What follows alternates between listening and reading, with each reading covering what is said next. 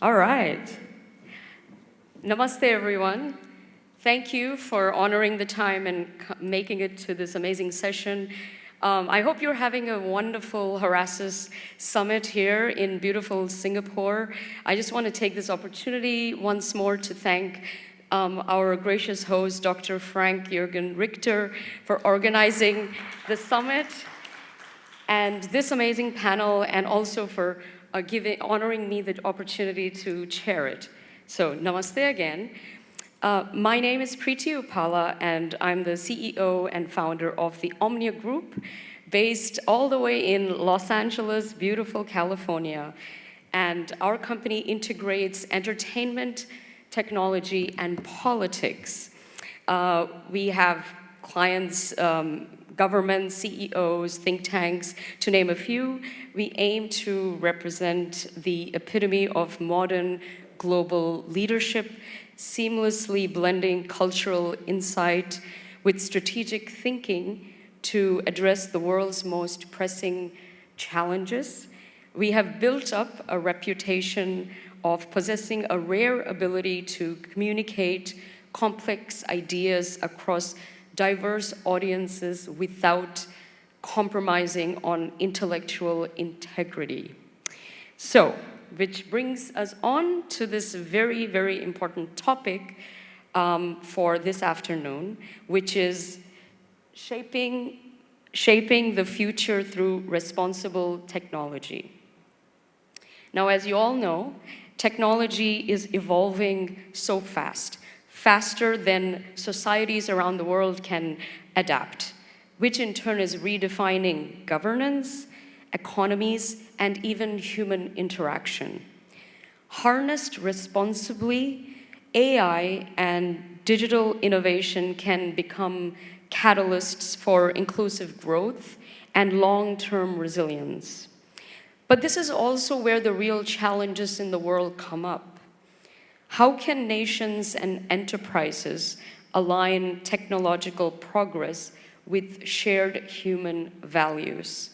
What are the principles that are meant to guide us towards a future where innovation remains ethical, trusted, and beneficial to everyone? In short, is AI a great asset, or is it a deadly liability? You decide. This also brings us to another issue, which is who exactly is writing the rule book? Who are the rule makers, and who are the rule takers in the world? Because from where I stand, I see these roles reversing.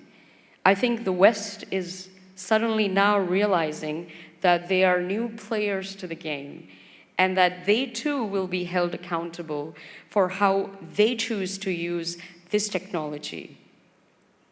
This is truly the question of our times. How far will technology go? Who will win the AI race? It's my belief that the country that manages to get a handle on AI long term will be ultimately the winner in the future of the world. And finally, this is an important bit I want to talk about, which is technology ultimate is meant to be a great leveler. It is supposed to be this great digital dividend.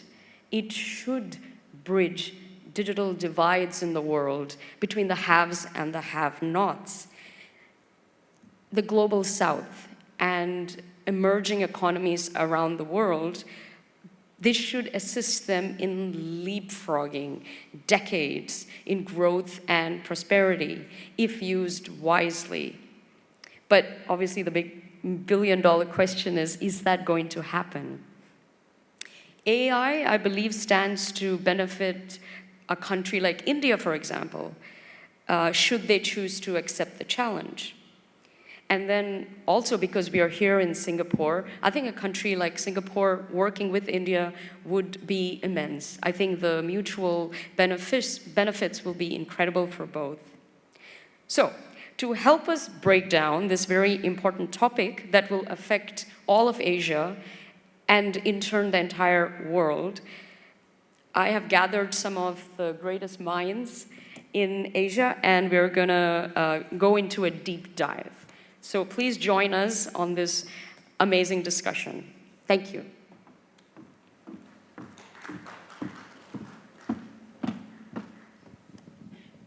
Oh, okay. So I want to start with a quote. AI may shape the future, but humanity will define its purpose. And this is the great Barack Obama.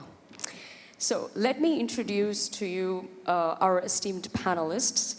I'm going to start, I guess they're, okay, I'll start this way. Mike Bhaskaran, the former COO of DP World, based in the United Arab Emirates. We have Mr. Tan Yinglan, founding managing partner of Insignia Ventures Partners, based in Singapore. And then we have Mr. Srini Vasan, President and CEO of Quantum Ventura Inc., all from the United States. And then finally, we have Mr. Chandrakanth BN, founder and CEO of the Pairee Group from India. So I would like to introduce Mr. Bhaskaran to go up and give 5 minutes of his take on the topic. And while he goes up there, I'm just going to give you a very brief bio. Mr. Bhaskaran was responsible for driving the digital transformation of all parts of the DP world value chain globally, and operates all aspects of their technological presence over the last 7 years. Mike has valuable experience in blockchain, e-commerce technology, and driving innovative digital capabilities in complex supply chains at scale. So, Mr. Bhaskaran, the floor is yours. Thank you, Horasis. Thank you, Team Frank. Thank you for having me over here. My background is mostly, as you mentioned, in developing supply chain technologies and then connecting fintechs to it. So, before DP World, I had the opportunity to work with Staples. I was the inventor for the Staples robotics, and before that, I did some startups, and then, worked for Starbucks, Amazon.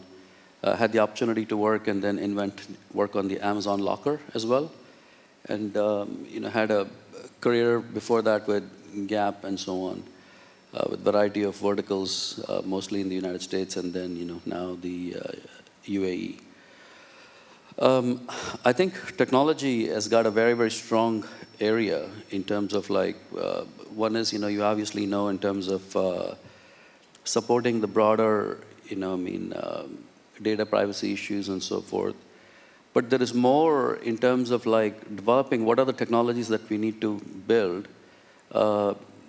Also not only parallelly and looking at the broader data, but also health tech, looking at longevity, so what do we do in terms of broader sanitation and so forth, in terms of how do we use and leverage these technologies to have the broader area in terms of health and wellness, so when you really look at what are the real metrics that you're really looking at, end of the day it comes down to there is having money, there is having wealth, and then there is always health is wealth. So my future focus is going to be just that. I'll focus more and more on health technologies, and then so health and wellness. So in my mind, there is in terms of how we grow food, and then what we do as it relates to using advanced engineering and AI in terms of weed management to determining how to grow plants, and it's just all of these comes into how we eat and how we live. The technology has got a very, very important aspect to play in this. So I think the things about robotics as well as AI that I've used all my life in supply chain and manufacturing. Now I think this is another important phase of health and wellness, which I want to really concentrate on and then look at that and so forth. So. So that's there. It's just Wonderful. Thank you for that great intro. I'm going to move on to our next speaker, Mr. Chandrakanth. So the floor is yours, but very quickly, your bio. You're the founder and chairman of the Pairee Group, a career entrepreneur with over 3 decades of global experience. You currently serve as the Vice President of the South India Regional Council of the Indo-American Chamber of Commerce, actively strengthening Indo-US business collaboration. Thank you, Preity. Thanks, Frank, for this opportunity. Just, sort of been in the IT services space for over 3 decades as an entrepreneur, rode the dot-com wave and also the wave post that, and post my exit 10 years ago, I've invested in 3 different businesses, which includes manufacturing, IT, and leadership, and also wear the other hat as the Indo-American Chamber Vice President now. I was past chairman of Karnataka as well. Just a few thoughts to get started. I mean, I studied in the US in the early 90s. I did my master's there, and I still remember AI, neural networks, and machine learning all being subjects as a part of our curriculum. And over the years, I've been hearing about it for the last 35 years. Over the years, it's been an interesting topic. It's a research topic. It's something that people were curious about. But only in the last maybe about 5 years, it started to become real and start touching our lives. I think this is really an era of AI, right? I mean, I've seen the whole internet boom, then the social media boom, and now it's the AI boom. With the AI coming in, unlike the other earlier, technological innovations or booms we saw in terms of internet or others, this has sort of created a lot of fear in people. I mean, there is definitely a concern and a fear about losing jobs, etc. I was hearing that in the US itself, there is about, I think about 60% of all investments are going into AI, new investments, and 40% is the contribution of AI to GDP in the US. And the US is obviously right now the leader in this space, but China is obviously a big competitor. Now, with a scenario like this, and having seen the dot-com bust happen in the late 90s and early 2000s, one wonders, is there a bubble being created around the AI? What's really going on? That's a bit of a sort of a scary thing. The other aspect is, of course, jobs. You hear about people not necessarily laying off, but not necessarily hiring as well, because AI is able to bring in that productivity and that speed and essence to a lot of things mundane things that we are doing today. So therefore, there is that fear of loss of jobs per se. The third aspect, of course, is AI definitely brings in a lot of productivity. It sort of takes away the need for certain I won't say takes away the need, but I myself have used it. Instead of going to my lawyer for a quick check, instead of going to my doctor for a quick check to see if, what's going on, based on the symptoms, etc. So what is it going to do in terms of our, our daily routines, the different jobs that it's going to affect? It's all very interesting at this stage. So how is it going to impact fairness? How is it going to impact transparency? How is it going to impact other aspects of our social and human interaction? Is all questions that are playing in our mind. I hope we get to talk about it in this session, and we have some really good experts as well. So I'm looking forward to hearing from them. So those are my opening comments. Thank you for that. All right, we move on to our next speaker, Mr. Srini Vasan, President and CEO of Quantum Ventura, Inc. Mr. Vasan runs Quantum Ventura, Inc., based in the US, a deep tech company, specifically based in San Jose, specializing in cybersecurity, AI and ML, metamaterials, and new material discovery platforms. They primarily serve the US Department of Defense, Department of Energy, and the Navy. So, Mr. Vasan, the floor is yours. Thank you. Thanks, Frank. Thanks for giving us an opportunity to discuss here. Since we work primarily with the U.S. Defense and the Department of Energy on various AI, ML topics, we kind of, we are one of the frontline experiment research labs for the defense under the SBIR programs. So we get to see a lot of good things. We get to see a lot of things where the technology could be used one way or the other. For example, there are areas like new material discovery, or areas like cybersecurity using agents, or using swarm or a major aircraft simulation. How do you use technology? Right? These are all fantastic applications of technology. But there are also other areas like predicting the human psychology, or figuring out the inner intent of a question, right? Or trying to figure out the group psychology, or trying to do inner readings. And so those are some of the areas, it's kind of tricky. So if you look at the AI pyramid, you got infrastructure, you got data, which is training data, then you got the list of algorithms which are kind of running this AI. So there is a lot of innovation that's happening on the infrastructure side. It's purely on investment. And on the training, most of the training data is already taken by all the big players.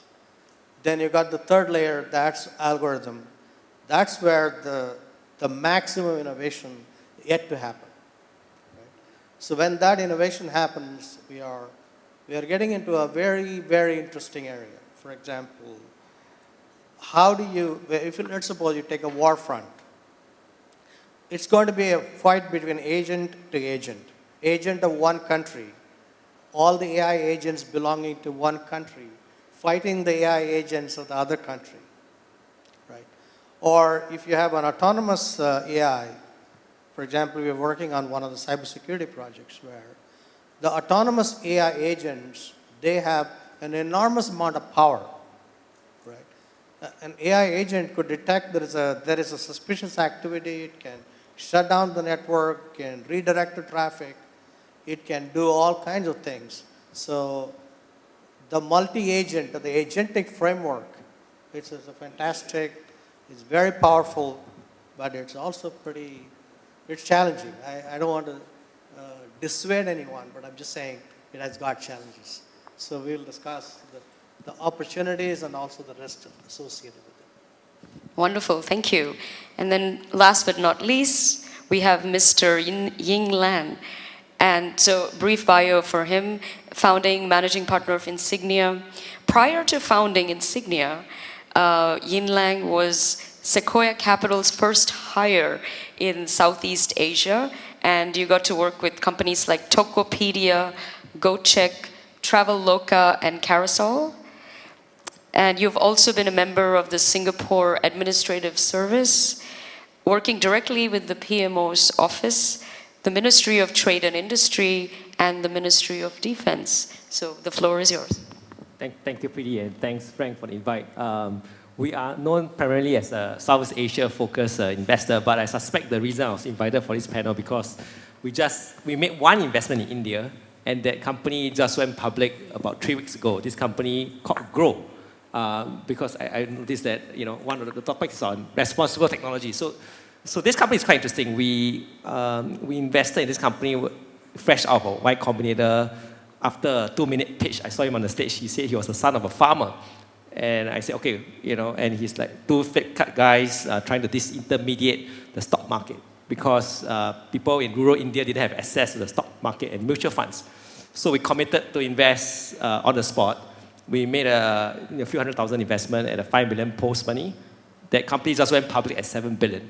It traded up to $12 billion, and I think now it's stabilizing at $10 billion. So that's our one and only investment in India. And actually that taught me 2 stories, which is A, even though we are Southeast Asia focus, always break the rules. If you see someone special, son of a farmer, two flip card guys trying to disintermediate the, the many brokers in the industry trying to sell mutual fund. The second is the impact of what technology can do as to level the playing field, right? I mean, essentially what he did was he supported young people who in their 20s had not much money to trade, but the people followed him and they grew into their 30s and they started to have housing loan, property loans, and the platform grew. And the other thing is to really provide these people a way to access financial products, starting off with mutual funds and then went expanding to ETF and other loans and other products. So I think that's not only AI, I think like simple things like stock brokerages, if done properly with technology, can be quite responsible. So that's one, but I digress. Our day job is to invest in technology. We're investing from our third fund of roughly $500 million US. And one of the things that we have embraced quite a bit is in our workflow. So I think we're one of the few funds in Southeast Asia at least, and maybe India, that have AI analyst and an AI investment committee member. So we have 3 human committee members, and then we have a 4th one that looks at all our data from 7 years, all the meetings that we had, all the mistakes, all the all the successes, and it gives us a recommendation whether to invest. And I must say that it's very good at looking at data from the past. But I think future, like you look at to these founders of Grow's eyes, right? Whether he can build the next $10 billion company. I don't think AI can predict that. So that's one. And the other aspect is that we're quite active in investing in the AI space. We have various genres of AI-enabled law firms, AI-enabled call centers, AI-enabled accounting firms. But we can talk more later. Yeah. Thank you for that. All right, so we had the first round of introductions and we set the stage. So at the core of our topic this afternoon is a belief that technology and innovation must remain human-centric or human-centered. So let's go for a deep dive on what exactly that means. I'll start with you, Mr. Bhaskaran. You lived in the UAE before, but I think now you're going to be spending more time in the US and of course back in India as well. So I'm curious, in a country like India, how important is it to really use responsible technology to get a competitive edge? And when you look at India's policies and their regulations, the environment in general, is India ready to take on AI and responsible technology? Are they prepared? Can they do it? The answer is yes. I mean, because the development of technology across the globe, there's a lot of people from India, and there is a lot of technology being developed in India as well. So then the right financial infrastructure needs to be there for a lot of I see such amazing tech coming out of India. And then some invested via Singapore as well. But a lot of these tech has struggled to scale beyond a certain point. Some of the examples that I gave you in ag tech, in this really good technology coming out of India for water conservation and then recycling and reusing water, which today, it's not at scale, which needs to go ahead and then do that. So I think what the facilitation of AI coming in and then the right capital infrastructure coming. So these are areas that I see, recycling technologies as another area that AI can just do monumental wonders in terms of sorting, segregating, determining where to go back and then store. So today, all that capabilities. So simply everybody's house values will just simply increase by X percentage, so in some of these areas. So I think the AI coming in and then leveraging the ability to go back and provide complex algorithm at somebody who understands fundamental logic, and then they can, there's so many people that I met in this event who said doing MVPs is so easy right now, so it's it's fascinating to go back and look at apps.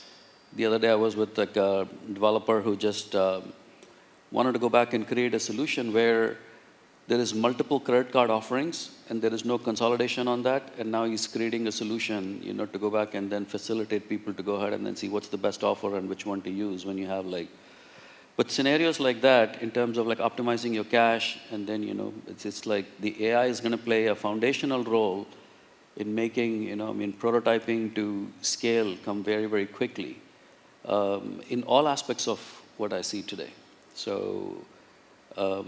I think that is going to be a big thing. So in the things that I want to focus now in the future is mostly health tech and ag tech. From my background in mechanical and manufacturing, and then building large supply chains at scale. But I think India is definitely ready, and now it's going to. What I see is like a facilitation and taking quantum leaps in certain areas. So a lot of people talk about infrastructure, but I just see so much infrastructure moving as well. Every time I go, and now with the new technology, the capabilities of algorithm at the hands of designers, you're going to make rapid advances. I like that. I think India needs to make quantum leaps in this area and get ready. So thank you. All right, Mr. Chandrakanth. As we push for digital transformation nationally and globally, how do we preserve human relationships and trust in business and society? Is human-centric leadership even more important, just in general, around the world, but specifically in a country like India? How important are things like soft skills, emotional intelligence, empathetic leadership, in a future that is going to be led by automation and AI and all of that? Thank you for the question. I think over the last 3 decades, although all the businesses are built are tech-centered, for me, humans have been at the center of it. People have been at the center of it. So if you look at India, you heard that yesterday in some of the panels. We have this culture of hero worship. In a way, we all look up to our leaders and, think no end of them. In many ways, it's sort of an evolution of the society. And as culturally as well, I think in India, we do like to have heroes, and we like to have people we look up to, and people who will guide us, mentor us, and look at people as mentors or gurus or things like that. So I think what really happens is AI can be an enabler, or tech can be an enabler, but people and leaders and leadership will continue to be a guiding force for a lot of people. They say that Gen Z is different and this and that, but I'm one of those who believes that every generation likes to complain about the next generation. And I don't believe that Gen Z are very different. Of course, they have access to much fancier tools and tech, but they're also looking for a sense of purpose. They're also looking for something that will motivate them and guide them. And how long can tech, tech is there, but the human touches and empathy cannot be replaced by AI. AI can do a lot of things. It can improve your productivity. It could bring in speed. But I don't believe empathy is still there. I don't believe it can envision things. It can do what you tell it to do. You can make it to envision something based on what you told it to do. But can it visualize it by itself? Can it find something dream something out of nowhere, or create a path out of nothing? I don't think so. So, at least not yet. Maybe in the future, but I think it's going to be a long way before we see that. And I think in India, as much as tech is very important, it democratizes a lot of things. It helps people from the rural side get access to so many things that they haven't. But humans and leadership and people are always going to be central to everything we do in India. And I can say that by my own experience building organizations, and especially in smaller towns, and when you go and build things in smaller towns, people do look up to you and look up for guidance and look up for, help and guidance. So, yeah, those are a few thoughts. Just a follow-up question. Have you thought about a situation where India gets the tech right, but that human touch isn't there? What sort of manifestation would that look like? It's hard for me to imagine that. Just having lived there and seen everything, having lived in the West and gone back to India, it's hard for me to. Yes, it is. It is. We are very, very emotional people. I think as Indians, we are very emotional people. And for us, that human touch is very important. How long can you stay? I mean, you can keep staring at devices, but without actually interacting with people. I think it's going to become a challenge. At least that's my thought. I mean, my style of selling, I mean, I'm outdated, but my style of selling was relationship sell. So when I would travel around the world and meet people and break bread and have a glass of wine is when I would make deals. But today it's transactional. Today it's quick. Nobody cares about wanting to come and if you have a need, you put it up on the net, or it's like you have gig workers and you have a lot of other things. So it has changed, but again, where is the trust coming from? How do you build trust? Unless two people meet and talk to each other, people did business with people they liked, and I still think they do. But now it's very transactional. So how is this going to change? Is it going to be more transactional? Are we going to go back to becoming more interactive? It's very, I don't know, time will tell. I mean, we may go through this whole cycle again and come back to, where we were, so. Great points. I always make this sort of comment that AI can do a lot of things, but what it cannot emulate is the human spirit. So consciousness, your soul, the spiritual essence of who we are, yeah. That AI cannot copy, thank God for that. And I've had many debates with, transhumanists who really believe that it's going to happen. And I have to sadly break it down to them, it ain't happening. Just one follow-up. Yeah, sorry. I just wanted to share one story which I always like to share. In the past, during my travels for sales, we'd go meet people in their office. Now everybody's working from home. So it's no point traveling to New York or London or someplace because nobody wants to meet you because everybody's working from home. And if they meet you, with great difficulty, they come and meet you in a coffee shop. One of my bigger deals happened because, I was in Dublin trying to meet somebody, and she put me on to somebody in London. I went to meet this guy in London, and I had to wait for some time, and then I enter his conference room where he was meeting other people.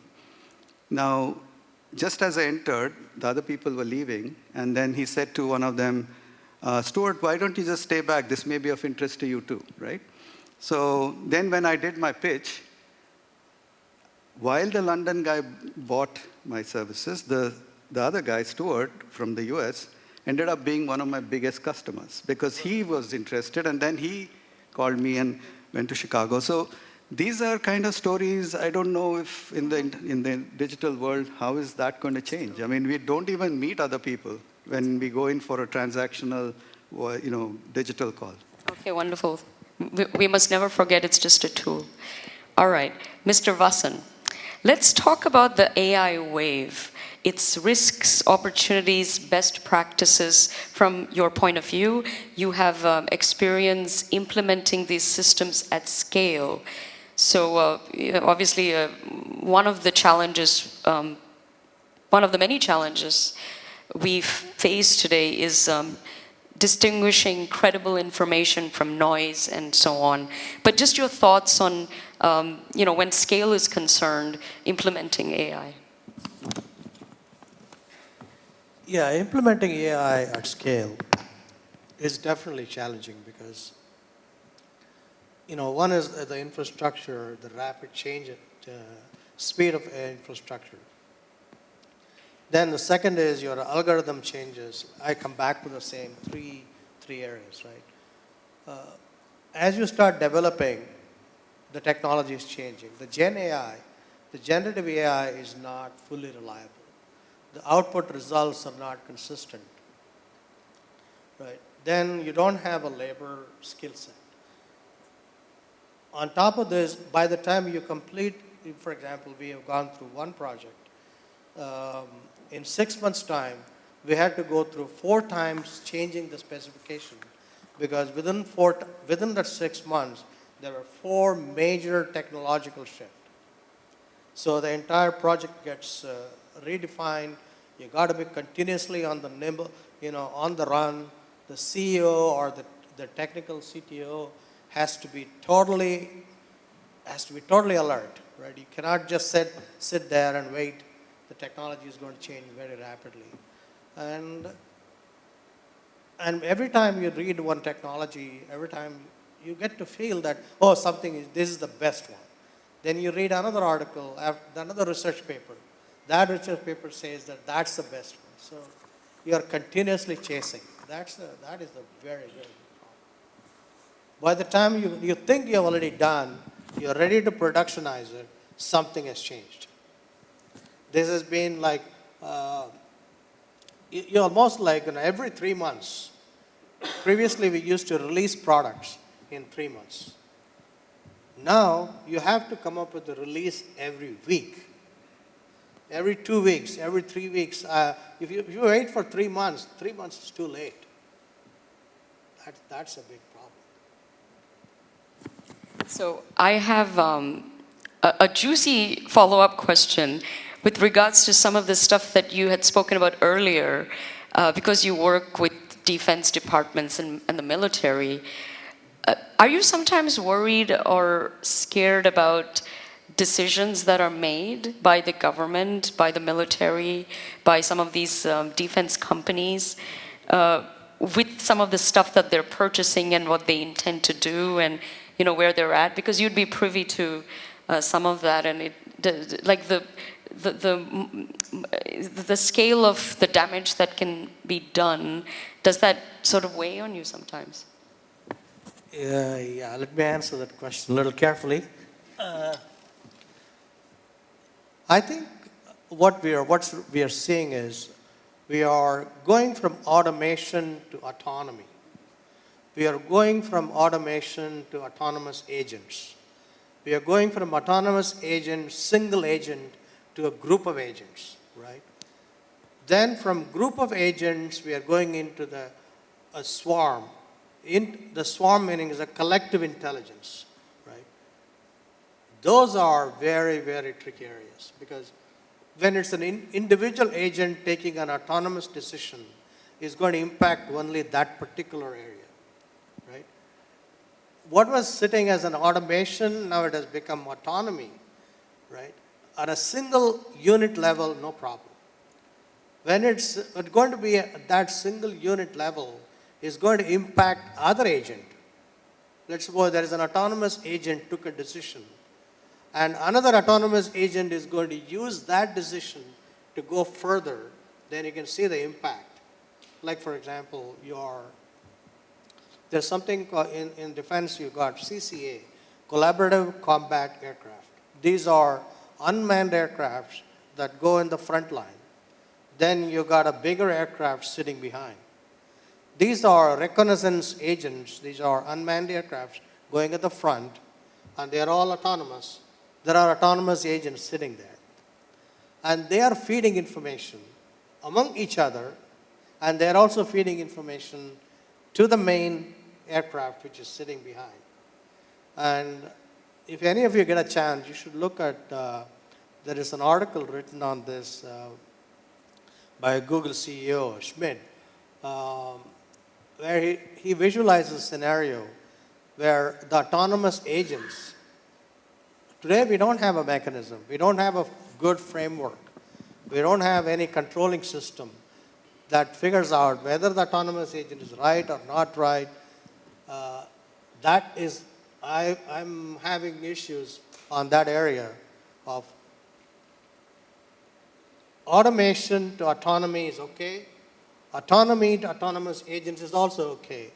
Autonomous agents working on a collective intelligence is a problem. Yeah, and when we say the AI war, initially it seems like, oh, this is no human will be hurt. Humans aren't involved. It's like a manless sort of conflict, but it doesn't quite work that way. It starts off like that, and then it descends into a normal conflict like any others, and where there is a lot of cost to human health and life. Yeah, there is, for example, just to give you an example of cybersecurity. In cybersecurity, you got something called SOC, system, it's like a system operations center, security operations center. A human analyst can basically make around 400 to 500 decisions on a cybersecurity, whether it's a threat or not a threat, on an average. 500 is also pretty high. An autonomous agent can make up to 2 million decisions a day, right? When an autonomous agent can make such an enormous amount of decisions, there is no mechanism available to validate the agent. The agent is pretty much on his own. He's gone AWOL. Yeah, he's on his own, yeah. So you can... And you can't stop him, unlike it's a human being, you probably can. He's 2 million, and he's enormous, and you don't know whether his decision is going to be affecting other agents. There is no intelligence. There is no intermediary layer, and there is no intelligence layer. But only thing, on the other hand, like for example, we did one project. It's for figuring out a material that can withstand temperature of 1200 degrees. It's a science project, right? It would have taken us around 9 years for the labs to fabricate a kind of material. Using Gen AI, we were able to basically find totally around 55 materials which have the potential candidate, right? 55 materials that we could use using all the three, Gemini, Claude, and OpenAI. So basically what we do, we operate something like autonomous agent. We take the information from one, feed it to the other, right? It took less than a week. We were able to find 55 potential materials in less than a week, right? It would have taken 7 years.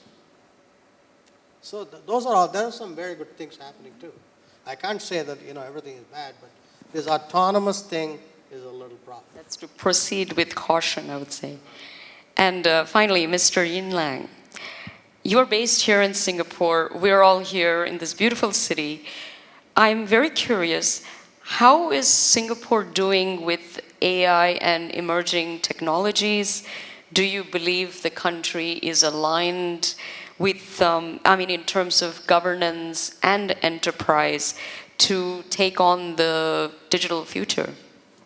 No, thanks for the question. Before I respond to the question, I thought I'd respond quickly that I resonated with what Srini and Chandra said about sort of the limitations of AI, because we have two companies that came to mind when we were talking about it. One is called Gani.ai, started by a bunch of lawyers with a law firm with lots of proprietary data to essentially, replace paralegals altogether. So, case in point, if I wanted to get a will done, I used to go to a law firm. It cost me $5,000 in 2 weeks, right? And they get an associate to work on it.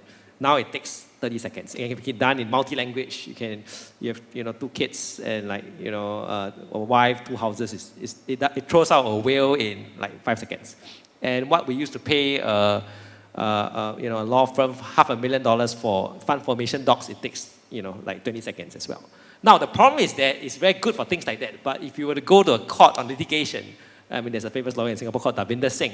I would not send a robot to go contest senior counsel, because obviously there's other factors at play. That's one. Another case study is a company we have is called File.ai, which is essentially it replaces the receipts and invoice, right? So it used to have one little accountant, to process, like the invoices about the whole company. Now this company does, they have processed $1 billion of invoices. Now the problem is that, okay, if I'm a crook, you know, and I falsify invoice, and I falsify it systematically, actually I don't think, you know, the file can tell me what's going on. So I think that's something that we say for gut feel. Right? When the books are too correct, right? You know, there's something wrong.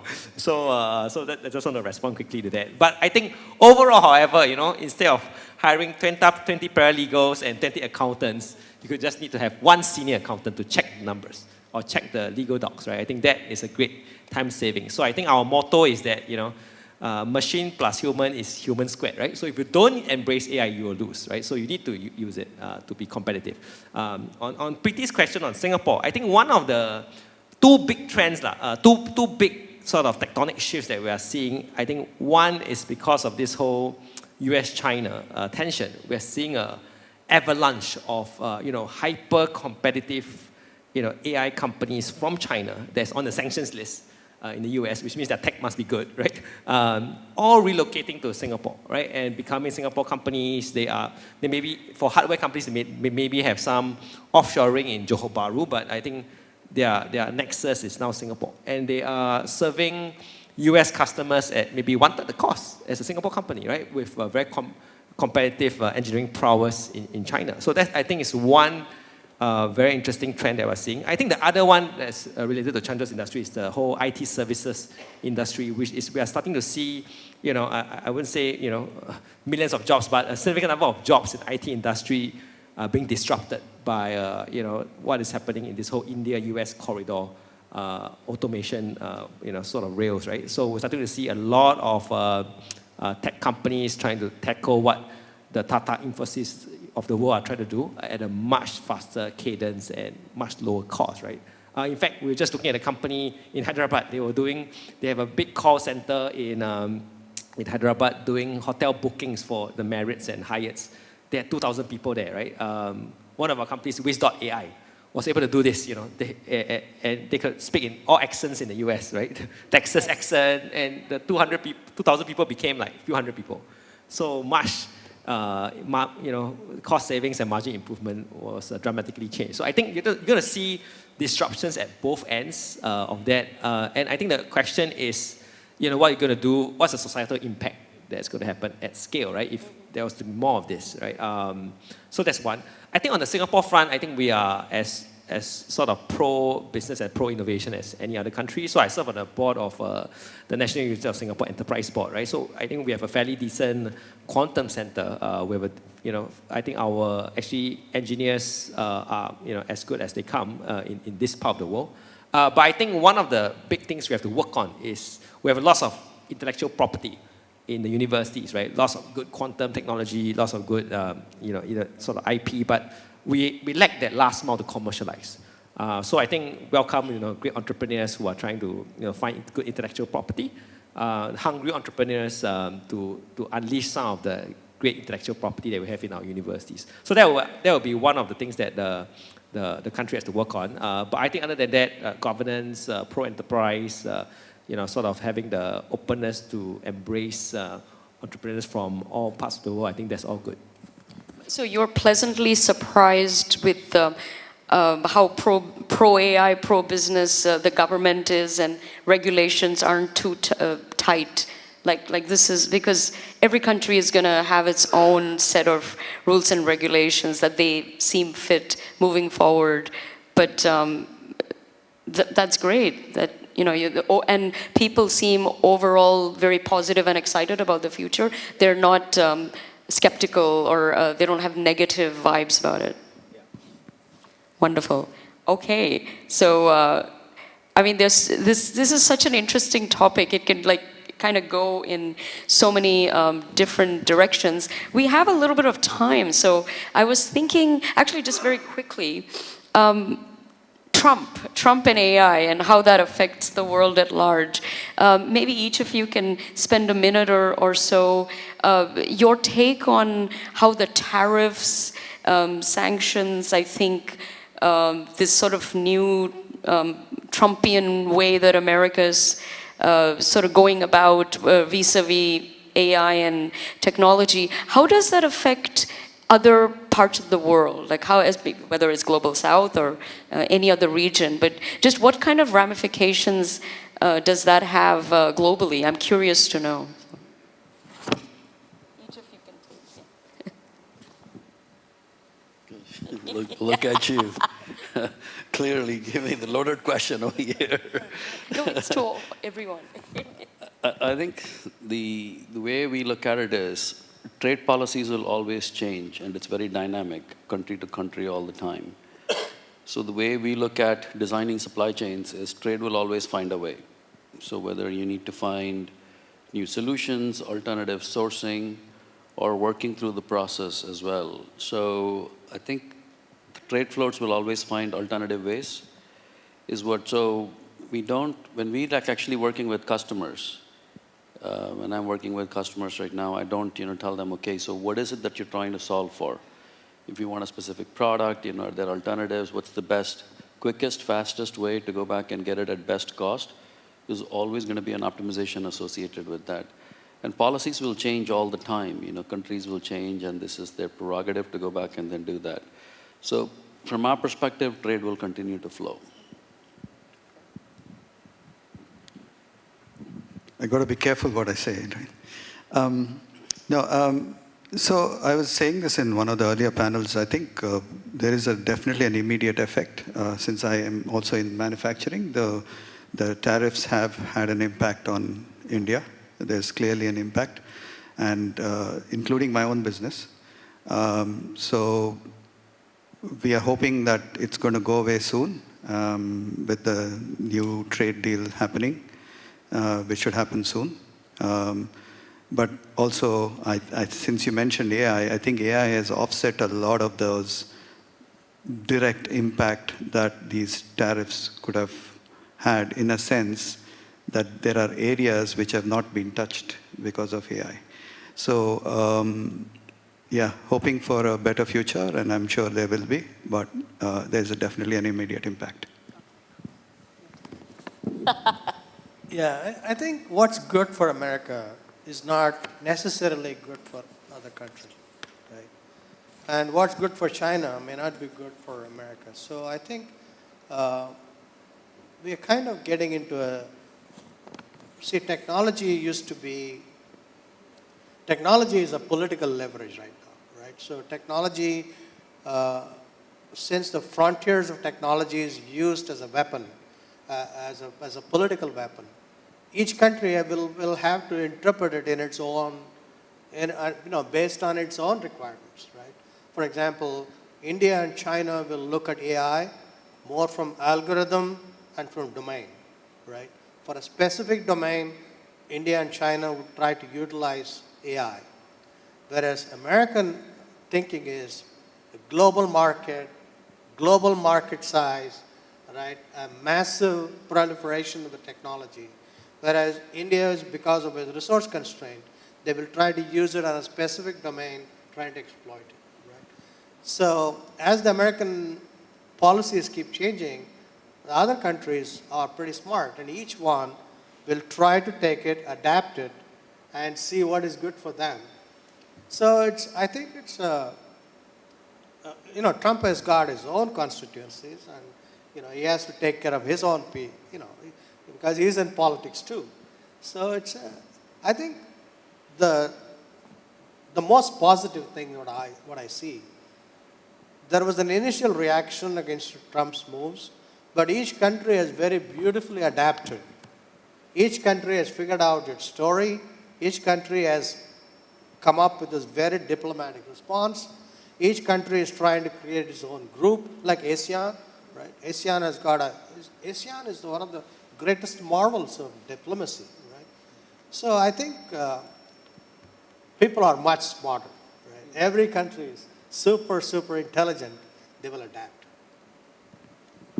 Just two, well covered all the points. I just have two other points to add. One is on Mike's point that, the corporates who used to be very focused on profit maximization and cost, I think now are thinking more about resilience, right? They're thinking about stability of supply and all that. So, then second point is actually great founders always find a way. They wiggle, they pivot. We have a company that sells used cars called Caro. Now they are, we see all these Chinese EV companies. Now they have no choice but to come to South Asia. So I was just with the founder this morning. Instead of just selling used cars, they launched selling Zeekr, right, which is EV cars from China in Southeast Asia, and it's a great trade.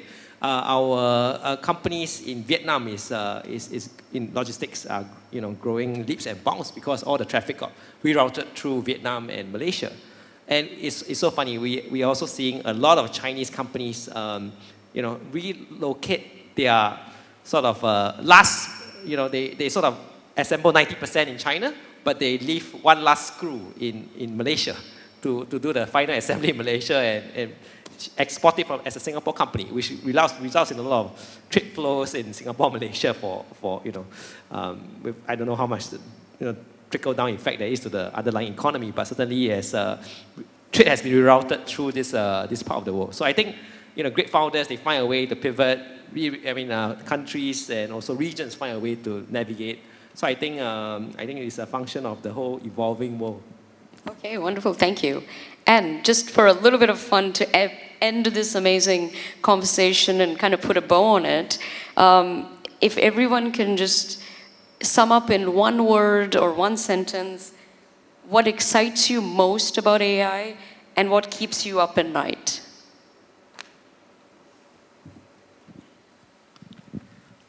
I think what excites me about AI is the potential across so many. It's so interdisciplinary. Like if I'm farming, and if I have a robot, the application of AI, and I want to use lasers to burn a specific weed, which is going to impact, when I'm growing radish or anything like that. Those kind of technology in going through vision systems and then very quickly making a decision to go back and create productivity. We are actually using some of those technology ourselves. And then it's also like water management in terms of how we do in ag tech. So I think there is so much applications that needs to come in to optimizing resources. So I'm very excited about that.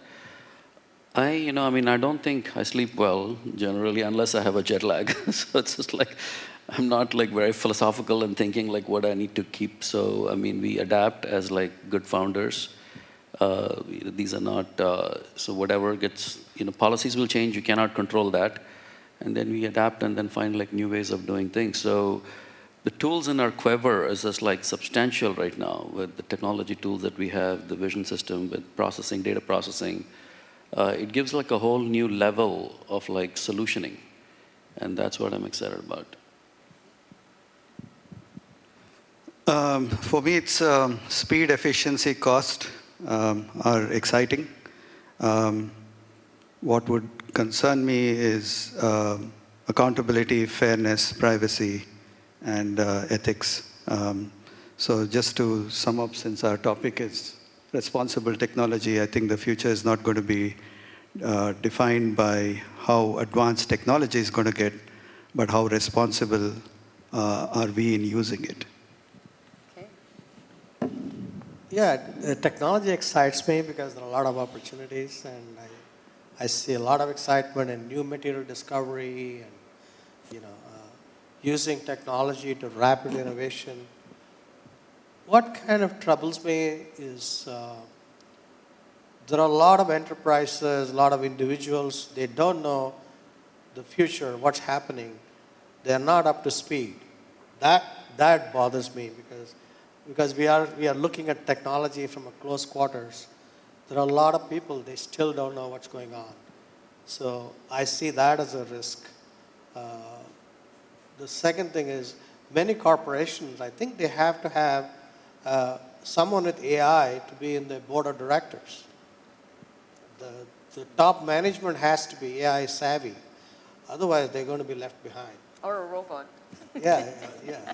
AI director, like you said. I think OpenAI has got a plan to have a model, PhD model, for $11,500. Someone said, okay, they're going to do up to $15,000. So they will have a master's degree agent, AI agent for $5,000, $6,000, right? You may have an entry-level supervisory agent for $2,000. So you're going to have, instead of having people, you're going to have agents. These agents are going to be purchased by these companies. So I think many of the companies have to have their management to have AI savvy team. That's going to be very important.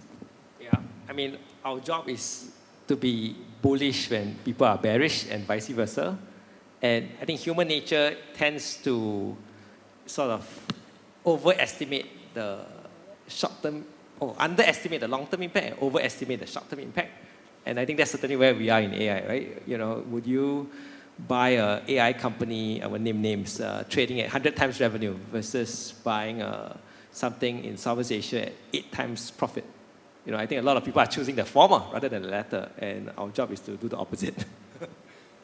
Wow. Okay. So better sort of wisen up before it ends up being a rude awakening. I think it's always important to know what we're walking into. So I could go on this topic forever. There's so many amazing angles. We are out of time. So I hope you've all had an amazing time listening to us debate and discuss. Before I wrap up, any questions from the audience? If there was any burning issue that you wanted to ask anyone, this is your opportunity.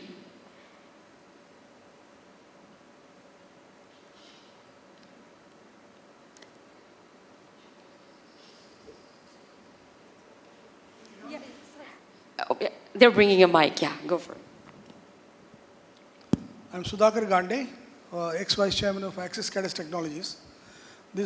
Anybody in the panel can answer this question. A lot of money has got invested in AI, whether it's Google or I'm also investment banker, so this question is between technology and money. A lot of money got invested in chasing AI, whether it is Microsoft or it's Google, etc. And one of the interesting articles I read the other day in Wall Street Journal was, don't invest in any of these companies which is going in AI in a big way. Okay? The point they said is, it could be a next bubble or it could be a next deciding factor, but invest into companies where the actual money has gone. For example, Microsoft raised money or Google raised money and it is investing in, let us say, energy company, okay, a logistics company. He said invest in those companies. The idea, the point he was trying to drive is, now the capital is going to be exhausted for all these AI companies. They will be coming with a large debt and bond issues. So there's a kind of a warning or advice. Anyone can throw light on this, I'll be very happy. Thank you. Who wants to take that? Yeah. I've not invested in any of these big tech companies, so I won't comment. Basically, is AI just a bubble? Yeah, I think, like I was saying in the beginning, if there is going to be an algorithm change, if there is going to be an innovation, something like a deep seek, there are real deep seeks are required because we still don't know, all the models are closed models, right? There is only one model which is completely open. It's called Alan AI. Alan is a partner of Steve Jobs, Microsoft founder. So he's the only guy who is, Alan AI is the only free open source. The rest of them are closed source, right? You don't know what's happening in the algorithm, nothing. If there is going to be an algorithm change, right? If that happens, it's not only the infrastructure company, it's not going to be the big tech like you're talking about. All the other companies, the power companies will go down too. I think that's where the innovation of future, the autonomous agents, the real intelligence to coming closer to the consciousness is happening in the algorithm. It's not happening in the hardware, right? It's not happening in the data. It's happening in the technique. In the technique, how you are going to take a machine learning model and make the machine learning model to remember. First of all, it doesn't have memory right now, right? It doesn't have a continuous memory. Then it doesn't have a group memory, right? These are all some of the new innovation that's going to happen. then you're talking of AI is almost as good as a human being. That change is happening, has to happen through algorithm. So I think we will still have the hype for a while, for at least another 3-4 years, unless there is a real breakthrough on the algorithm side. That can turn the whole thing down. If there is going to be like that, there's going to be a global recession. As a former investment banker myself, I'll take your question, and my answer is, I think we've gone past the point of it being a bubble. I think it's here to stay, and our job as responsible citizens of the world is to learn how to contain it, know that we are the ones who created it, and ultimately we have the power to make sure it's in check, and to actually make sure that we have the last say, so that it doesn't end up consuming us. So with that, I'd love to thank all of you for your attention. We've had a great time being up here. Thank you so much, ladies and gentlemen. And I just want to end with a quote. AI is the new opium to the masses. Use it wisely or be used by it. This is my quote, so you can take that to the bank. Thank you so much. Lovely.